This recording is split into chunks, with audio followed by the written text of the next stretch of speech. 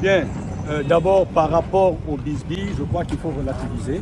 N'est-ce pas? Je crois que FNDC, l'aile société civile, a suffisamment expliqué les raisons pour lesquelles il y a eu des évolutions dernièrement, notamment le changement à la tête de la coordination.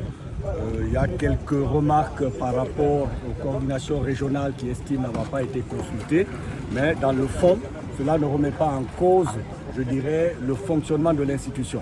Je pense que ce sont des questions qui peuvent être réglées par la concertation et nous savons tous que le rôle que le FNDC a joué et qu'il se propose de continuer à jouer, je pense que ce rôle est extrêmement important encore dans notre pays. Le FNDC peut être très utile pour notre pays en matière de gardien d'un certain nombre de principes démocratiques, en matière de sentinelle et en matière d'alerte. C'est ce rôle que nous voulons toujours. Qu'en est-il du départ annoncé de l'UFR dans cette coalition? Non, en réalité, c'est comment on peut dire ça, un simple réajustement.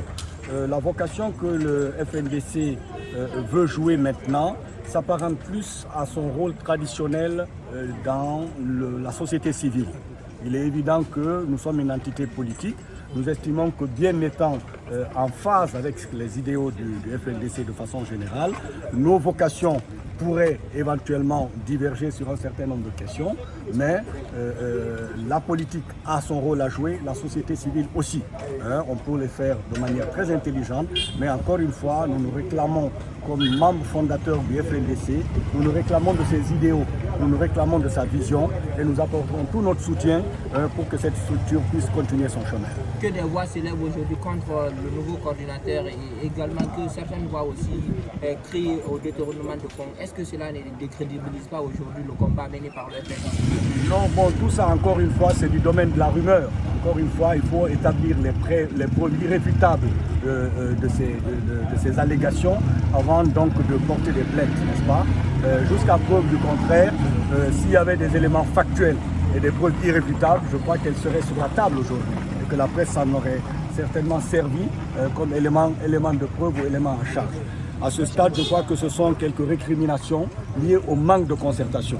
Et les coordinations régionales l'ont très bien dit, n'est-ce pas? Et nous n'avons pas été consultés.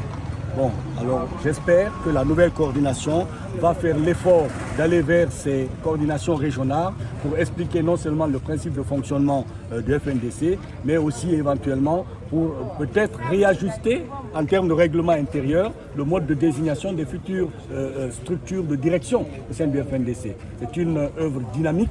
Il ne faut pas qu'à cause d'une erreur de parcours, on jette à l'eau le bain et l'enfant, comment on dit, le bébé et l'eau du bain.